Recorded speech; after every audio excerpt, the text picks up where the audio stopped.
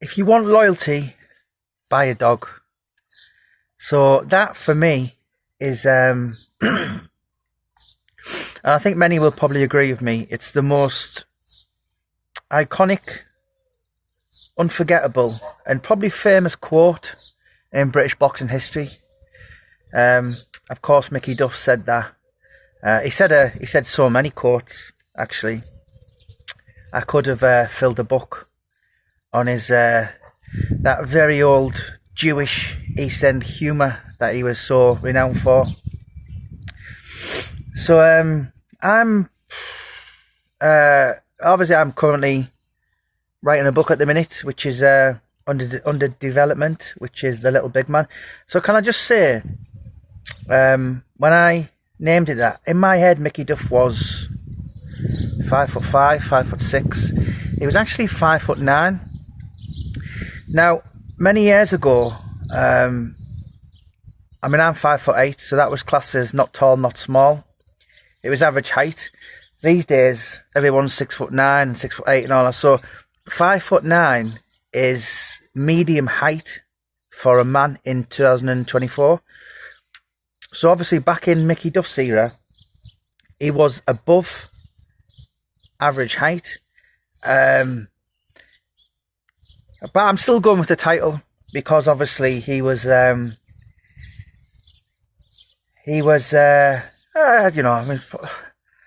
small, but for this, his stature, he was a giant. Put it that way.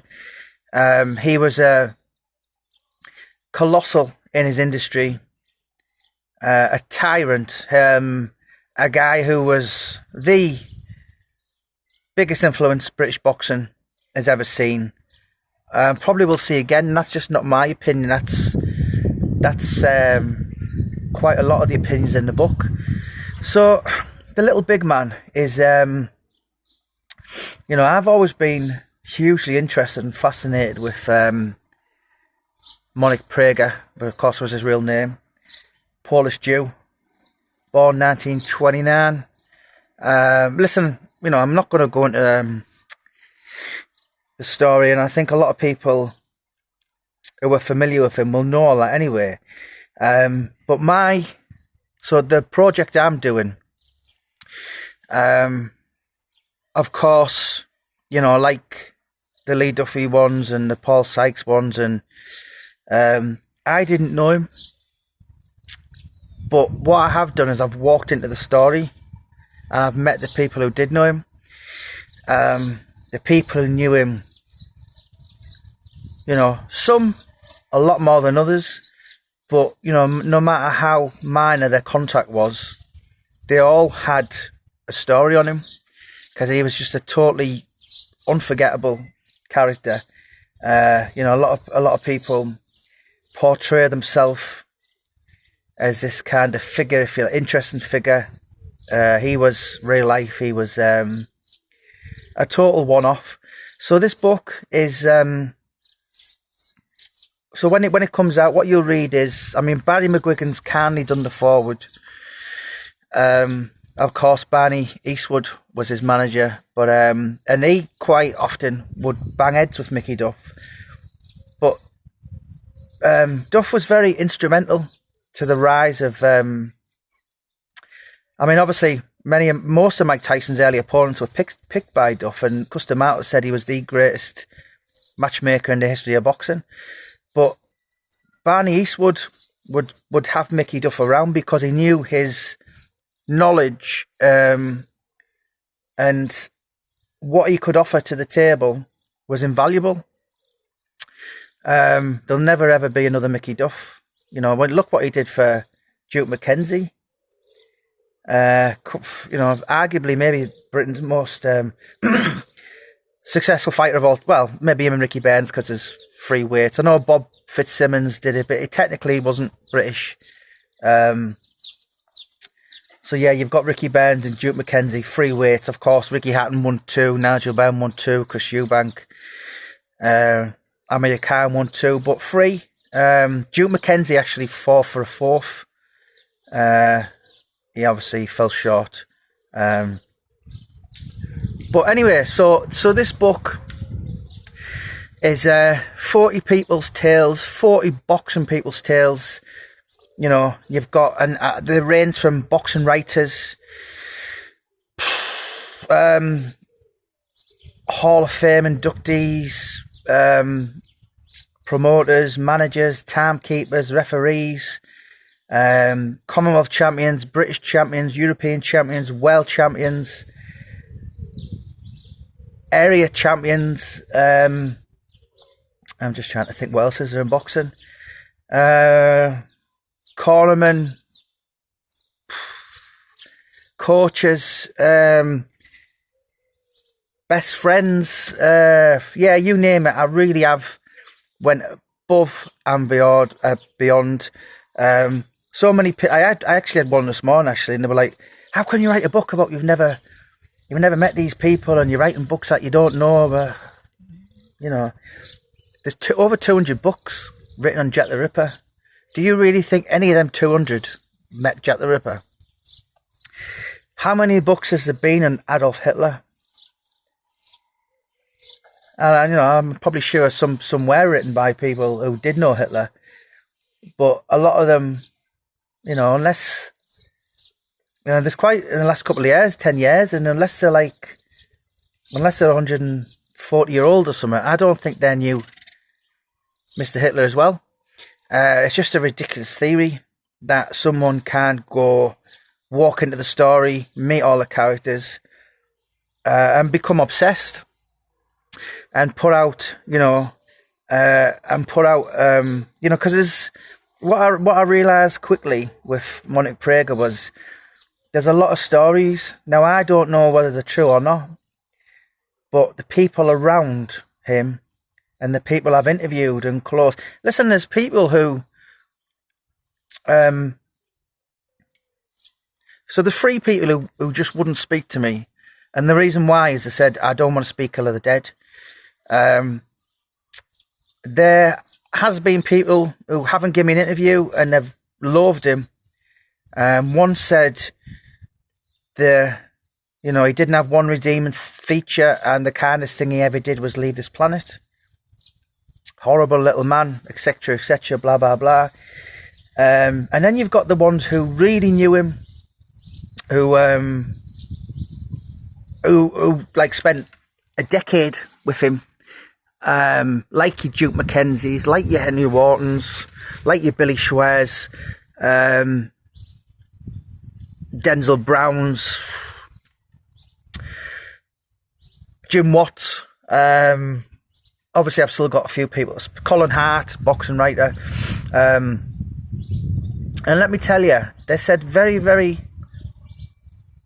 as the total opposite to what those people said.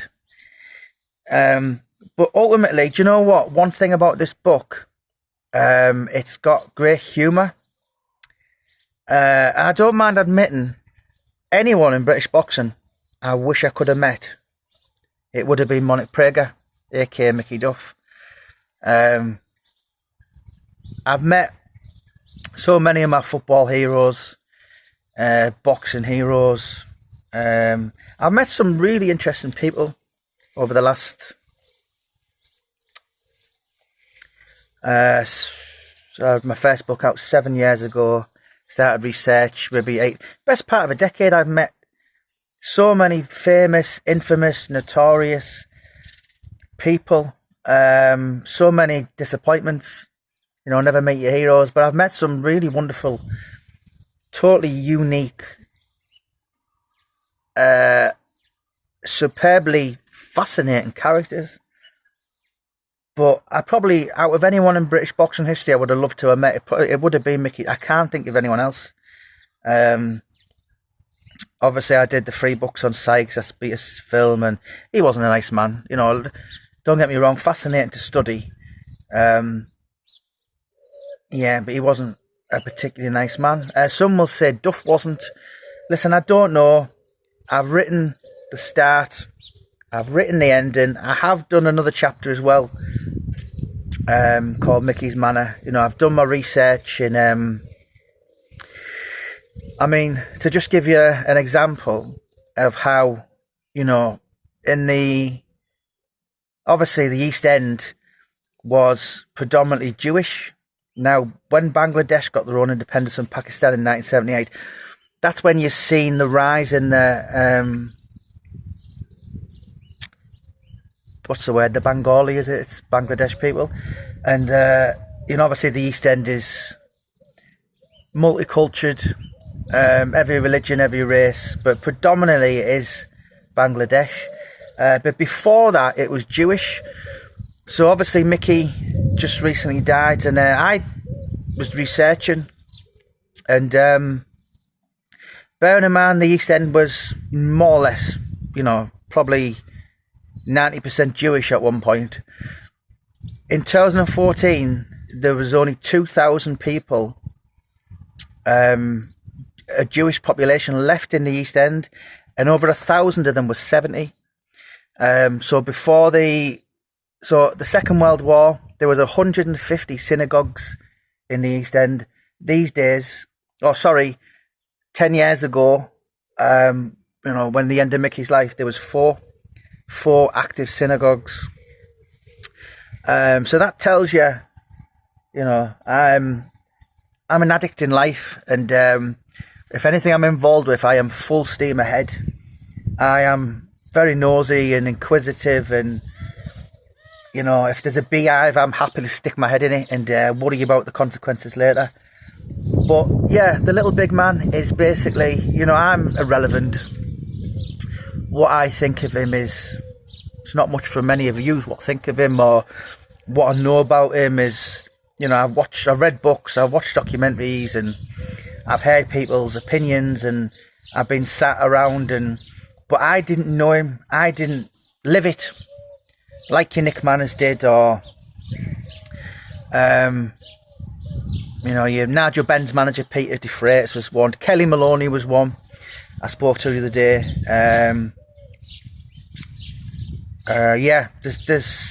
So I've spoken to 33 people, and I'd be quite happy if I get another 7. I think that should be suffice. And when you read The Little Big Man, then yes, there'll be humour. Yes, there'll be maybe that wasn't very nice.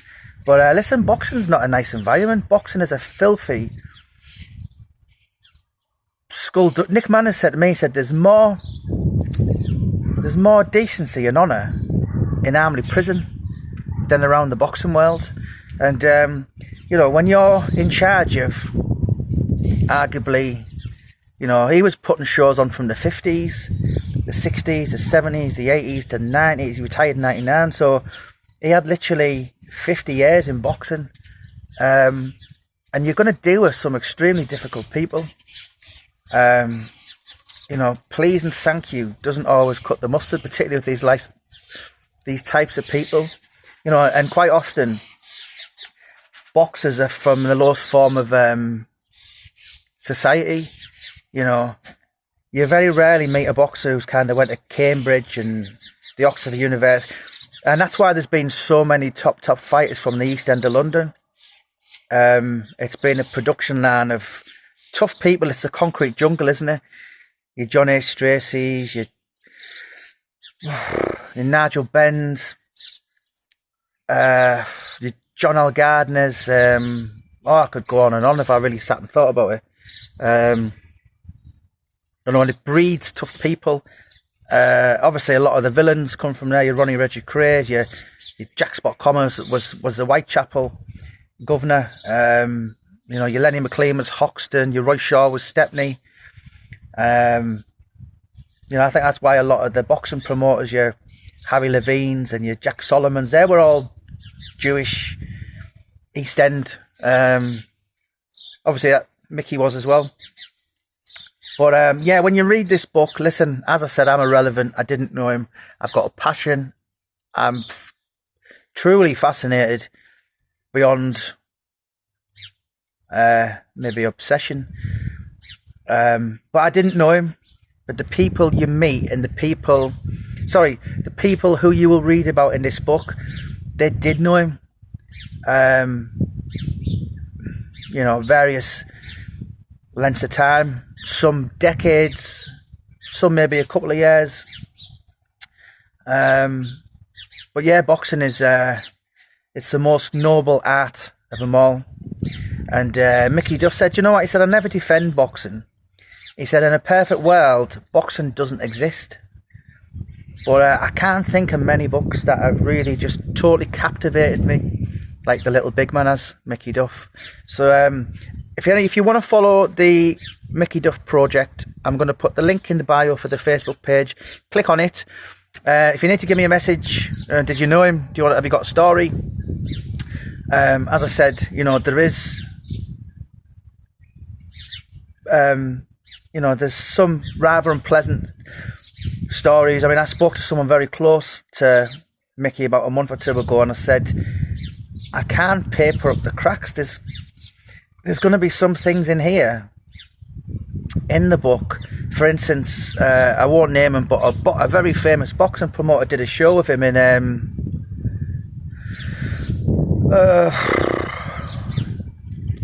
I was 17 years old, the 80s anyway. Mickey rang him up and said, will you come on board with me with this show in Paisley, which is just outside of Glasgow? So the boxing promoter said, Mickey, I thought you didn't like me. And he said, well, we don't have to like each other to work together. So obviously, at the end of it, basically this guy went to Mickey and said, look, what about the wages? And he said, the operation was a success, but the patient died, meaning the show obviously made a lot of money, but you get nothing. You know, he was a guy who, he could be, from what people have told me, quite petulant and childish and stuck in his ways, and he held a grudge like Michael Myers. But I mean, listen, there's people in this book that will tell you the opposite to what I just told you. And they never did a bad, he never did, and they've got, and when, particularly in Henry Wharton's case, he was literally on the verge of tears. He just had so much love for the man. And there's a lot of other people like that as well. So I don't know. As I said, I didn't know him, and I can't put a lie detector test to everyone I speak with. All I can do is just ask them about their experiences with him, good, bad, and the ugly. And ultimately that will bring up, which is, it is going to be quite a lengthy book. And it's going to be presented at the end, The Little Big Man, followed by Barry McGuigan, written by myself, Jamie Boyle. And my plan is to release this book, and I've did 3 documentaries in the past. I would love to do something on Mickey Duff, to bring a documentary.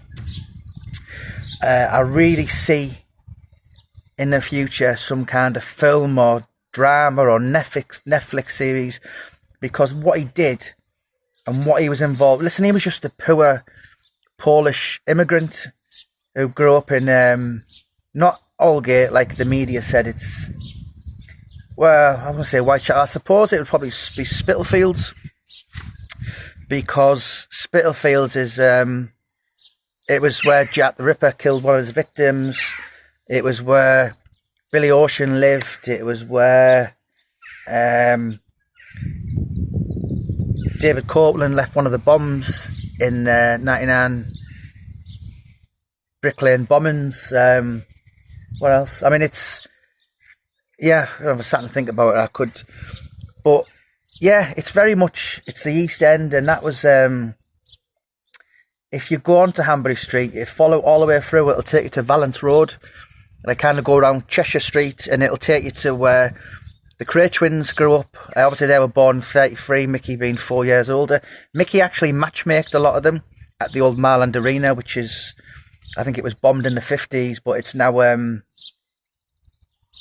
Marland Tube Station. That's the heart of the East End for me. If you look at the East End on the map, you probably would have to say it was maybe Marland or Stepney. But yeah, I'm totally captivated with this book. really excited, and it's just been an education to listen to to be involved and study and fascinate with such a riveting character. Yeah, and just, you know, as every interview goes by, I'm just like, it's almost like that one was, you know, it's just, I'm just so excited about it, and I think a lot of the people in the boxing literature world, that's right, will, you know, this will be, I don't mean to sound this kind of big-headed, but I know the Boxing News, the Boxing Monthly, BBC Sport, whatever, they'll all do something on this, because, not because of me, but because of who he was and the interest in him.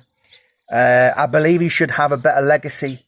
I think he did so much for British boxing that even now, you know, I believe he was a pioneer in the game, and he, from the 60s and the 70s and dealing with Don King and all this kind of thing, so much of his hard work is he put the path down, and obviously what Frank Warren done to him, he did to Jack Solomons and Harry Levine, and I'm sure someone will come along and do it to Frank Warren. It's just the way the world works, isn't it? But anyway, if you want to learn more about the Little Big Man project, I'm going to put the Facebook page in the bio. Click on it, give us a message, and let us know your thoughts below. Thanks for your time, and have a wonderful weekend. And I'll leave you with, if you want loyalty, buy a dog. Never fall in love with a fighter. That's what he told Peter de Freitas, Nigel Benn's manager. He's seen it all, didn't he? So many of his fighters came and go, and you know, he had Nassim Ahmed at one point, the Joe Calzaghe. He'd done wonders of Bruno, and sadly, the last couple of years, he jumped ship. You know, but you look at some of Bruno's first report, they were going over literally from the first punch. But he knew how to build a fighter. He knew how to keep the house fighter winning. And he didn't always get it right. You know, in my opinion, putting Rod Douglas in with Harold Bomber Graham was a bad move. Putting Gary Mason in with Lennox Lewis was a bad move. Although Gary Mason at the time was 35-0, Lewis was 14-0, but Lewis had just won the Olympics, and Gary Mason didn't even win a. Yes, he was third in the world. He was a British champion. He was a European, but he'd never even won a London divisions in the ABAs. And obviously Lennox, I think he flattened him in 7 rounds. And I think Mason did box a couple of times more than that, but basically retired him and damaged his retina. But yeah, it's a completely fascinating guy. It's just been an absolute pleasure and a privilege to speak to those who were nearest and dearest, and even the people who didn't particularly like him. They all have that emotion. They all have a tale, and it's just completely, you know, I could just listen to them all day. You know, I've been to so many, and even with Mike Tyson and even with Nigel Benn, and I'm listening to these people and I'm thinking, God, it's just brilliant. It's just one of the really fabulous things about writing books for a living. Really, really makes me happy. Anyway, let us know your thoughts.